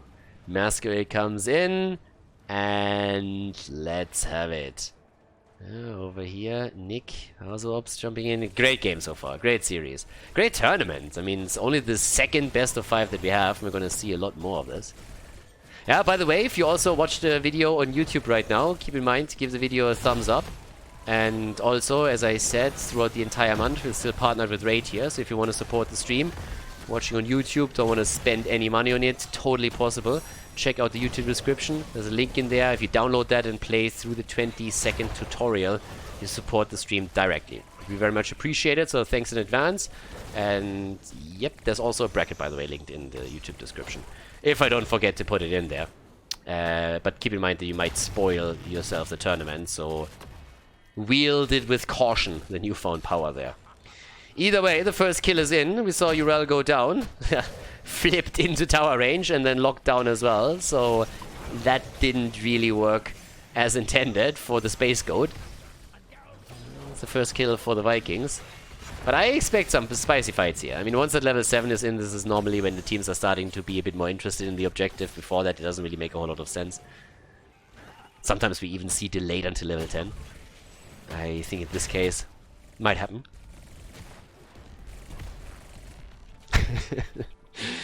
Oh, Lucio. Yeah, Ixia has really given me a little bit more newfound respect for Lucio, but the thing is that very few people are able to play Lucio on the same level as Ixia. So, seeing Banana H not jumping on the hero a bit more recently is super fun. With Abathar, it makes it a bit easier, and you actually start to become really dangerous because nobody can run away from you. It's really impossible to run away from the Abathar symbiote when that happens. So if it's about chasing someone down, then he's in the perfect spot here. They try to go for the objective. As I said, level 7 talents hit and off we go. Mule is taken, but they also try to still take the camp here. That's of course thanks to the wingman that they have. Camp versus camp with the push through the towers, or the attempted push through the towers. That's what they're currently trying to do here. Top side, that's where Urel is still doing her one-on-one battle against Chen. And it's a weird one, especially if you're Chen, you're of course now in that awkward spot, because sometimes you might have a chance to take Urel down, or at least you think so. And then you start jumping in, but immediately Abathar disrespects the one-on-one, gives the symbiote up, and you're in trouble. So you need to be careful with that. Boomerang on level 7 for Falstad, as always. Banana H survives. Good bomb connect for Macke, but it wasn't enough to get a kill in. Yeah, and now that the objective is actually channeled, the blue team is taking a bit of a lead. Macke interrupts it, gets himself interrupted on the channel, but they are reclaiming the position, so that's already good. And again, for the blue team, every single thing that they can delay here is a victory, because level 10 is where the slug really comes through with a power spike.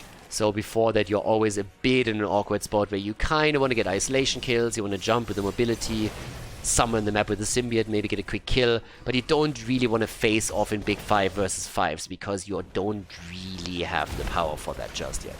So, the wall at the top already getting destroyed. Down to the bottom of the map, Falstad is holding this one as much as he can against Gia.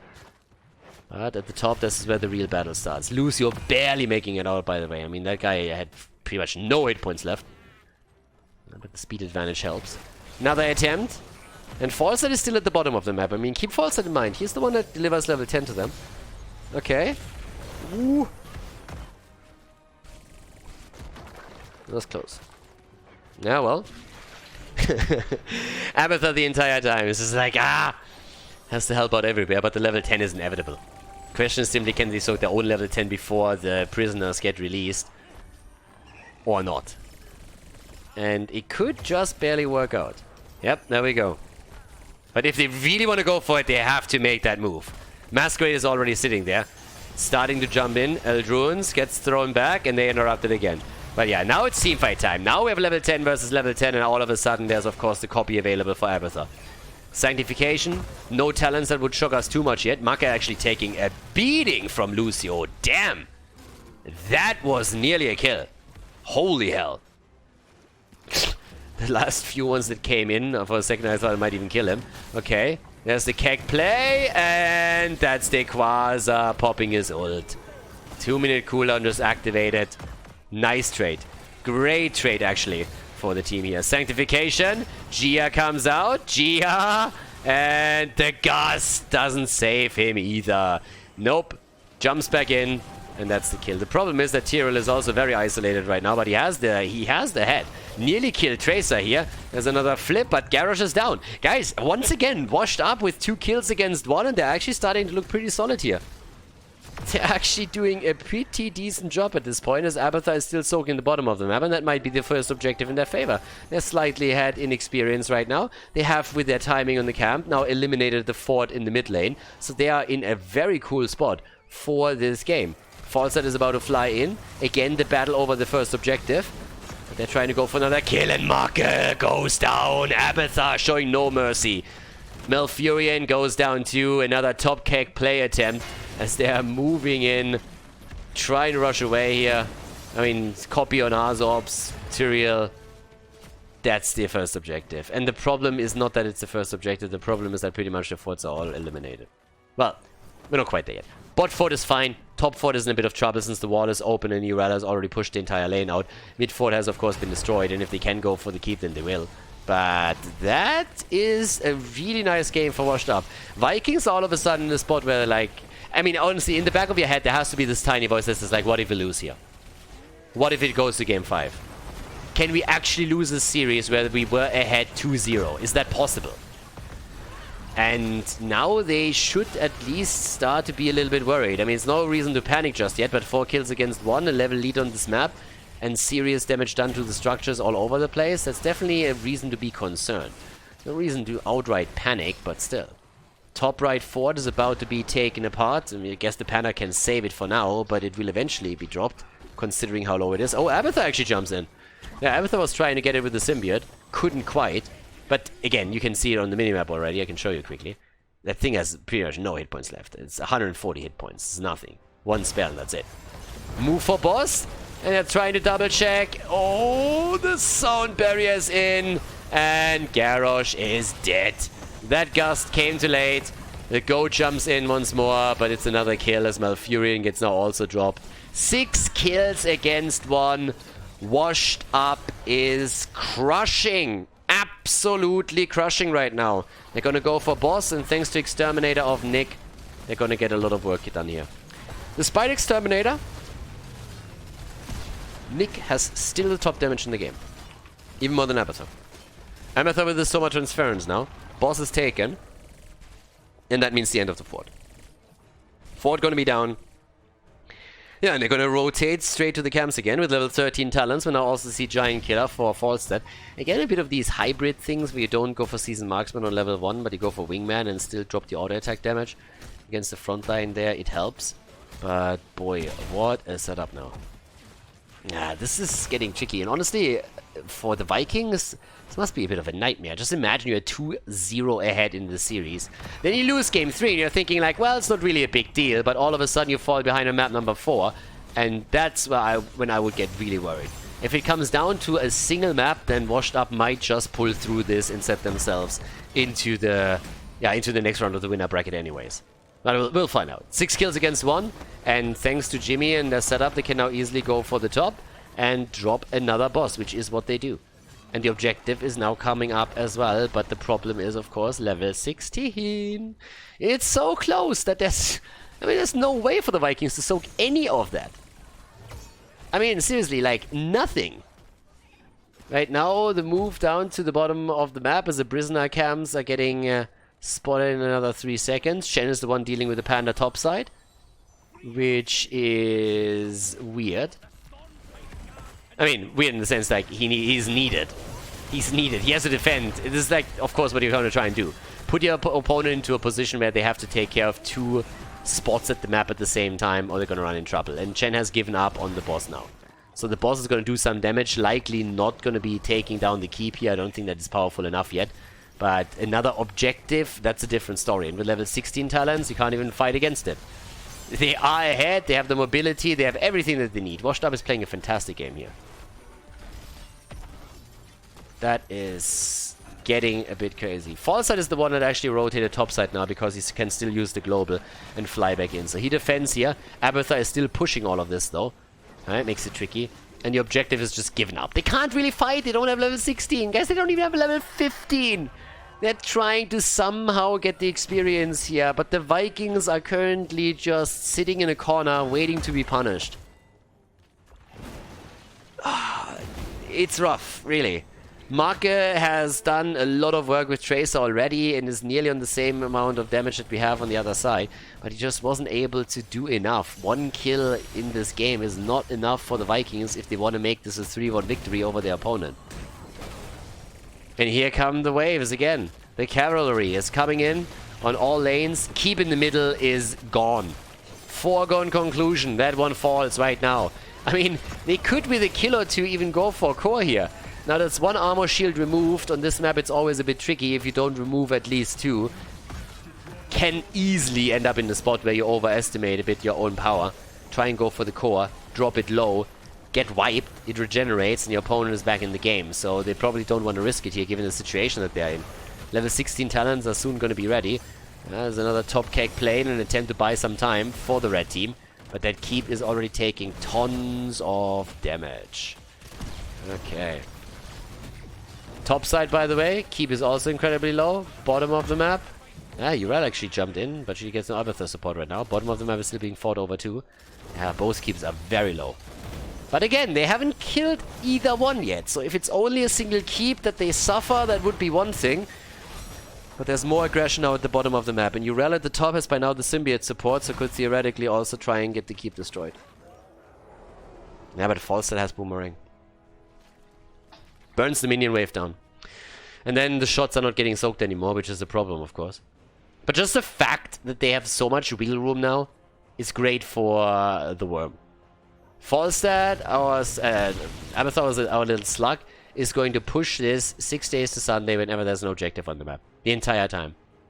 Top lane, bot lane, it's going to be symbiote, symbiote, symbiote the entire time, pushing those lanes out and getting the work done.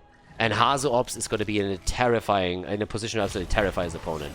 That kill against Falstad doesn't help either. And now they're moving in with 4 heroes, but Jimmy is on the way. He's nearly there. They can take this fight. They can definitely take it. Marke! Oh my god, the Twilight Dream! No kill, but Marke is still eliminated shortly after that. Yeah, I don't know what to say, guys, but that's game. That is game. Take the keep down, remove the second armor shield, and then just go for core. They're not even removing the second one. With 4 heroes now eliminated, they can go for the core directly. Honestly, I would have removed the armor shield just to make sure. And it fell anyways. Jen is also down. 5-man team wipe. Level 20 talents are now in. Urel jumps around with the bubble hearth, and hell yeah, why not? But that's game. That's game 5. Guys, we're heading into the final game of the series. From 0-2 to 2-2 game 5 setup. What a series here, Division S playoffs. Damn. It all comes down to a final map between Washed Up and the Vikings.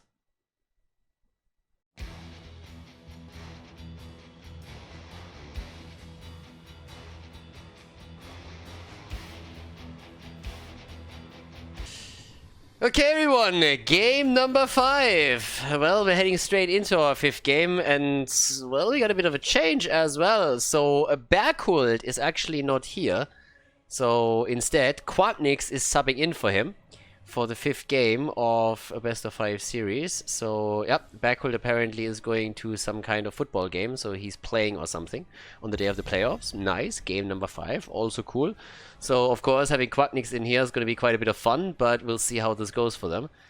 Yeah, in Spain, they're actually locking us down from Monday on. We are not supposed to leave the house in Spain anymore, outside of course, going to the supermarket and buying food or going to the doctor or anything. And, yeah, in Sweden, they're still playing football. Curious to see how long that lasts.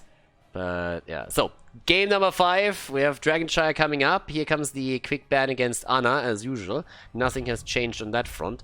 Very sure that we're also going to see the Deathwing ban coming in again. So, well, let's have a bit of a look there. Also, when it comes to bans, this is all of a sudden... Ooh, Junkrat ban now too. More targeting Quantnix than anything else, I guess.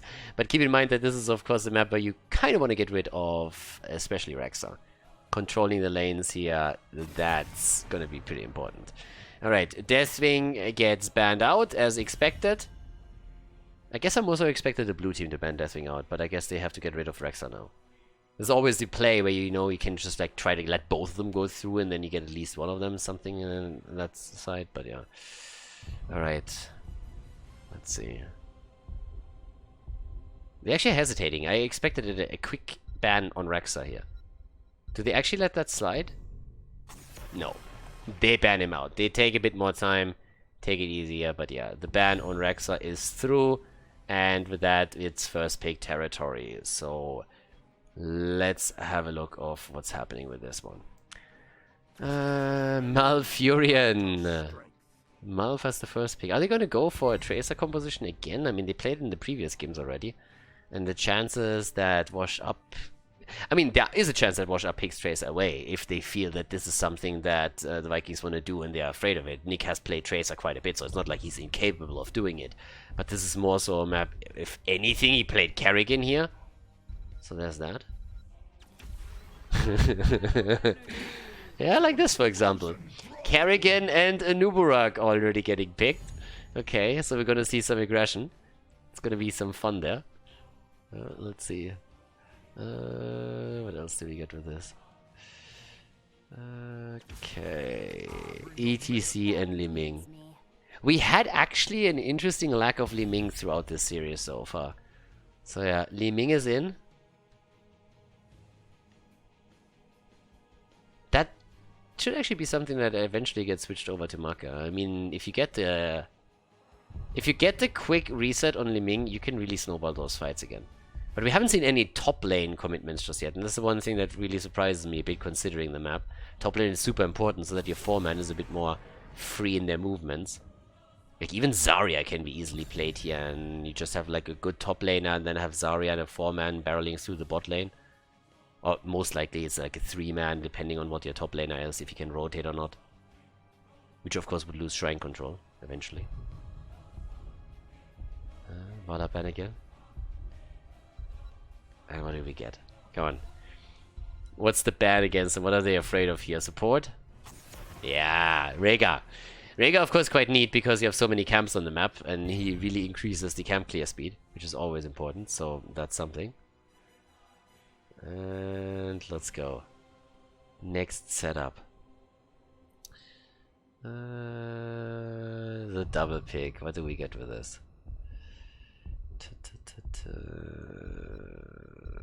Right. Chromie and... Ooh! Chromie and Kharazim. Alright. Heavy dive from Kerrigan and Nubarak and Kharazim. And Chromie staying in the back and just shooting away. Dropping the damage.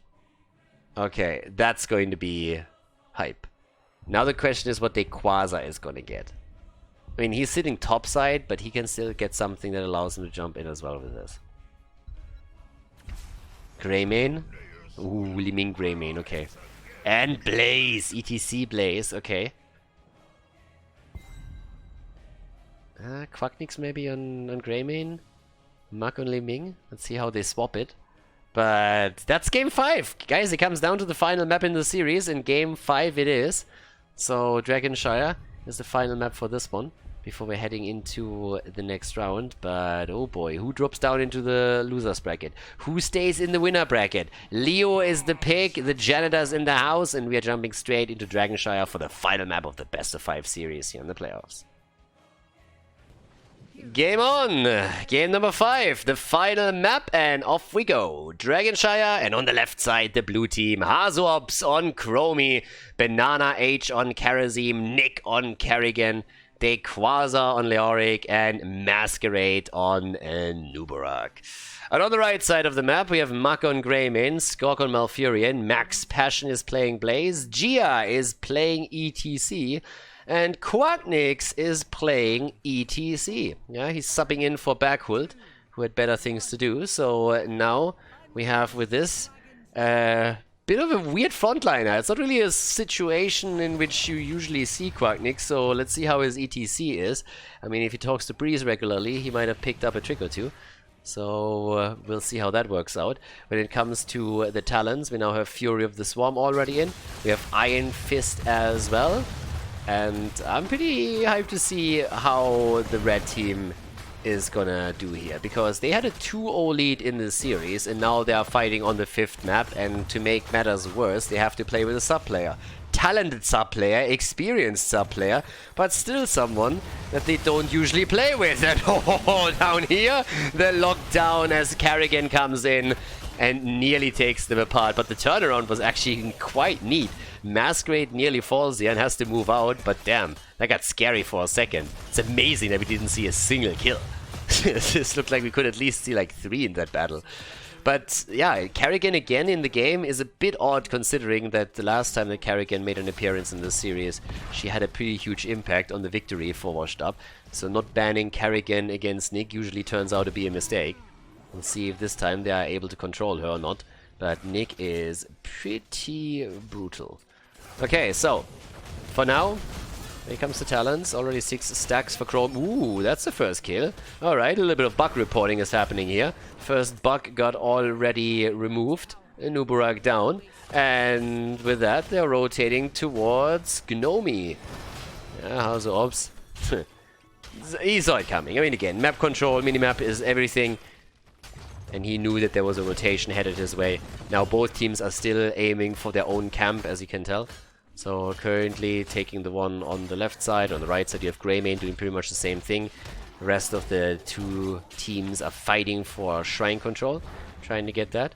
Full on aggression with now also the Underking taken for Nubarak. So yep, it's all about the subterranean shield on level 7 then I suppose. And Epicenter on 16. So all about just jumping into the opponent's backline and ripping them a new one. Here comes the setup up at the top as they're trying to make a bit of a play here. Alright, Mark, Max Passion and Skok are already sitting tight, and there's a bit of a swing as they go for the wave clear. Carrigan is moving in, and that's a kill against the Queen of Blades. 2-0 in kills.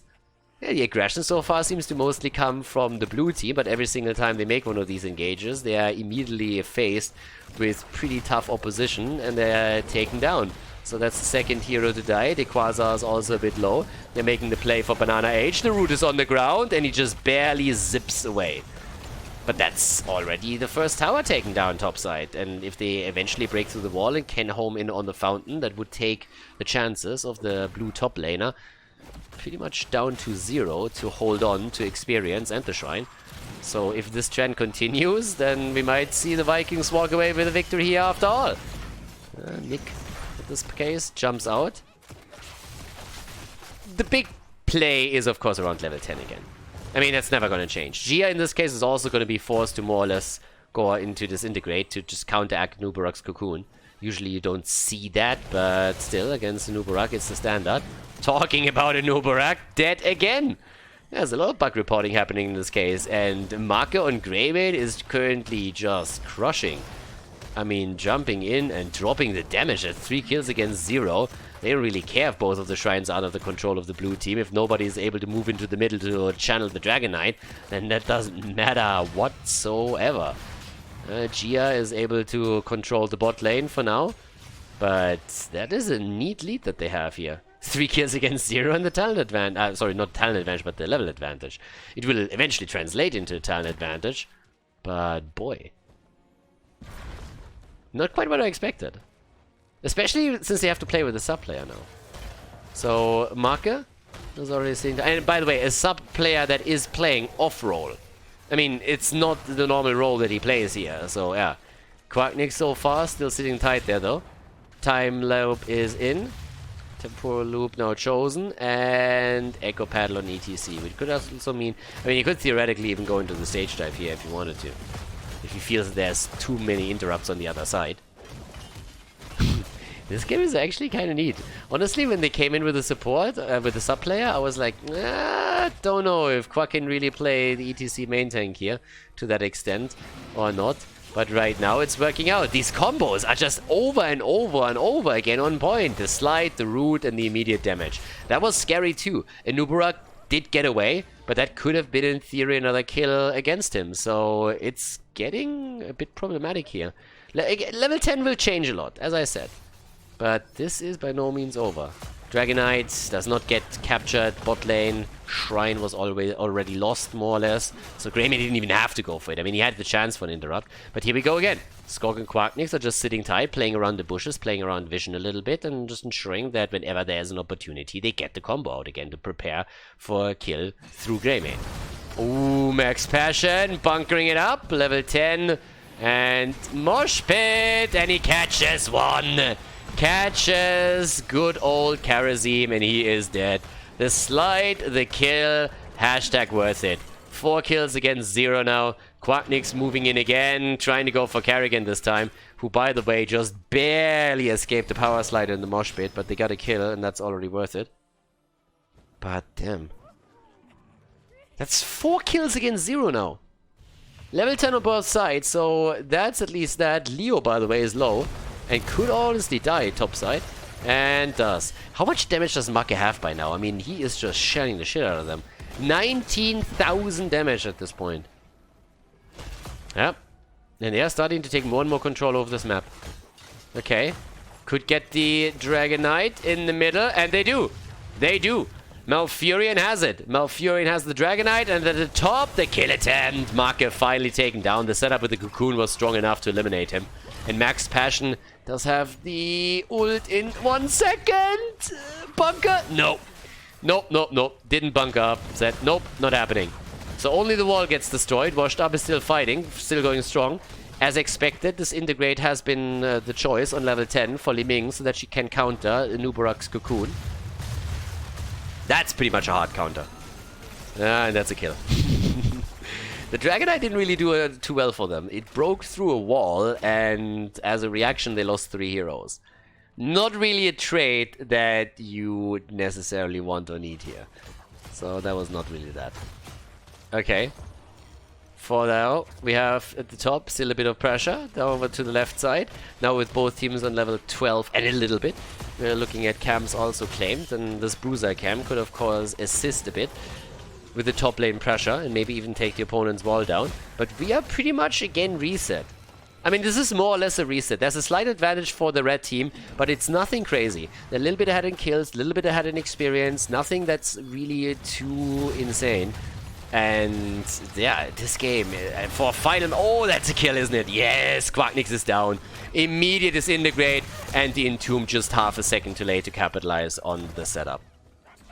But for a 5th map, this is a bit bananas already. I like it. This is actually pretty crazy here. To say the least, of course. So yeah, game continues. As everybody is just starting to jump through here. This time we're focusing the attention more so at the bottom of the map, as they're attempting to take all of this down. So yep, another camp is about to be taken. And in this case, it just means that you have more pressure on the bot lane. Can in theory even try and take the opponent's fort down if you have an opportunity there. I mean, so far it hasn't happened yet, but still, it gives them a bit of a lead if they continue that play. They are really starting to come into their own strengths here. I mean, things are starting to look better and better and better for Washed Up. It's still pretty even, but considering the situation that they were in at the beginning of the game, they are definitely doing a lot better right now. And already, here comes the next setup. Ooh, Greymane is dead, but look at that mosh pit! The palm triggers on Carrigan. But they're still trying to get the kill, and thanks to the old Odd Malfurion, they might even get it. Yeah, that's a kill. Chrysalis was attempted, but it's just not enough. So the kill is in, and guys, I don't know what to say, but they are really doing great here. They're doing absolutely fantastic. Very, very strong setup that we currently see from Washed Up. They struggled at the beginning, but now they're just getting stronger by the second, it seems, and they're gaining more and more map control. 5 kills against 6, they're still a little bit behind with this. And of course, in the last... but still. The kills are a lot more tricky now to lock in for the opponent's team. I mean, the Vikings are fighting for every single point on the map, don't get me wrong. They just got the kill against Carrigan, which was great, despite the palm, but there was also a setup where 3 people were caught in a mosh pit. So it's a little bit of a weird thing to talk about the prowess of the Viking Washed Up at the same time. But if you just take a bit of a look at how this game is already starting to shift, then you can tell that it's going to be a bit more tricky for the Vikings. Dropping that many resources on a small kill like this is not going to do as much as they are hoping for there in the end.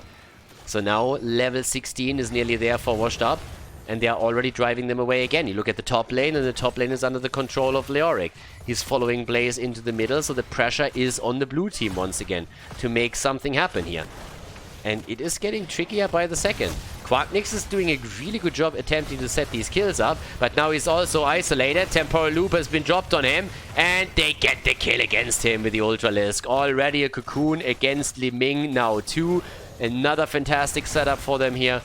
And that is the lead for Washed Up now also in numbers. They have level 16. They go for Malf, and they nearly got the kill. Chrysalis is being used here. But yeah, that got dangerous for just a moment. And now it's Dragonite time. Or is it? Dequaza? Not quite. Gets close, very close, but is not quite able to set it up. Okay, so there's already our lockdown, and bam. Time to shine. Dragonite straight through the middle at this point. Alright. Let's see how much he actually gets out of this. 6 versus 6 at this point. This is such a clutch one. This is honestly such a clutch series at this point. Bot lane gets attacked as the Dragonite is occupying the forces in the middle. A two-prong attack for them now. Yeah, and with the little setup that we see right here, Quacknix needs to be careful again. Chromie is trying to drop his hit point low before an engagement even starts, so that it's easier for them to turn against the tank and take him down.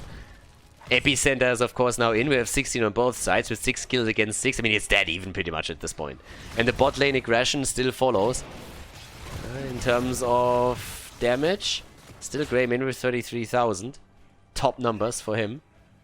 And the rest is sitting off here too. But here comes the Dragonite. Moving straight through the bottom of a map in an attempt to take this one down. And this should actually be at least the fort. I mean, you have also the Beatles, of course, still soaking up some damage. They get the Kun out again on Li Ming, so that she doesn't get any resets and any kills here. But they haven't been able to take the fort down. We're currently 12 minutes in and we haven't seen a single fort fall. We've seen 2 Dragonites and not a single fort has been eliminated. And that's at least the camp taken. And no fight over it either. Ah, that game. Yeah, they're going for Quack. Keep that mosh pit in mind. There are interrupts, of course, but a good mosh pit would do a whole lot of work for them. With Greymane and Li Ming, you have so much burst here if you play your cards right. It's great. Especially, of course, with Cursed Bullet. Lead with the Bullet, follow with the Li Ming combo. And the Maka can get a couple of auto attacks in to seal the deal, if even needed. And Leo and Blaze are still rotating between the lanes, but all of the structures on the red team side have also taken quite a lot of damage already. Good stop. Nicely done. Quack stopped in his tracks. Couldn't get the stun through. Well played by Masquerade on the Zanubarak. That one was important. If you don't shut an opportunity like that down, you're in trouble. Top side now. There we go. There's the attack again against the top fort. This one might actually fall here, but Anubarak has died too. A noob goes down. Traded for pretty much the fort. It actually seems like it's still gonna be... Yeah, it's still alive. It's still in play. Okay. Over here we go. And they might even be able to invade this one. I mean, we're late enough in the game that the death timers really start to matter here. We have now still 30 seconds left for Anubarak, but the camp at least was taken, and the experience lead is of course still there for Washed Up. Big push through the top lane still at this point. And let's see.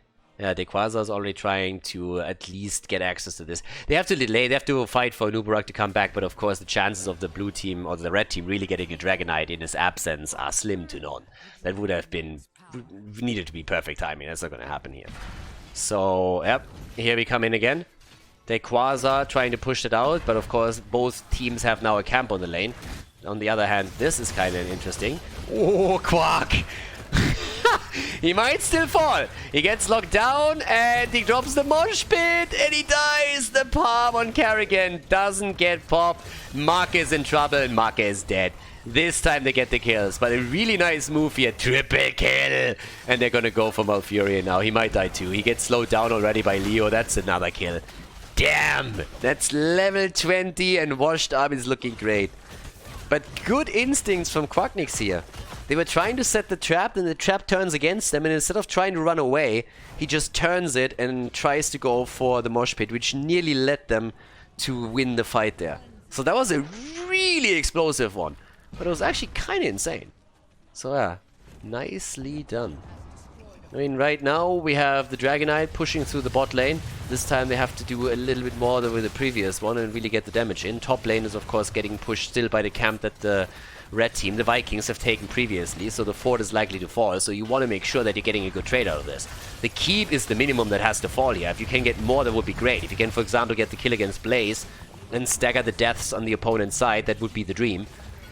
But can they go core? That's the question. I mean, it's a tricky one for the Vikings now in the first place. Level 20 talents alone are just such a big deal now. A good entomb from Leo when he pops out of the Dragonite could ruin their day. And oh my god, they don't even need him. The double kill against ETC and Blaze. Guys, this is it. This is the series. The reverse sweep from Washed Up as they win the best of 5 against the Vikings and send them packing to travel down to the losers bracket. GG and well played. Fantastic series and a great performance here by especially Washed Up with a big reverse sweep. Hey everybody, thank you very much for watching the video today. I hope that you guys had some fun with the coverage here. If you want to support me and my work, you can do so now for absolutely free, thanks to the continued partnership with Ray throughout the entire month of March. And I would really appreciate if you could just take a couple of minutes, jump down in the YouTube description, check the link out, download the game, and play through the 20-second tutorial that ends with the dragon fight. And if you do that, you support me directly. It would help me a lot, and I would really appreciate if you could take a few minutes to do that and support the channel here. Either way, I hope that you guys had a good day today, and see you guys soon on the channel here with more esports coverage on Khaldor TV. Bye-bye.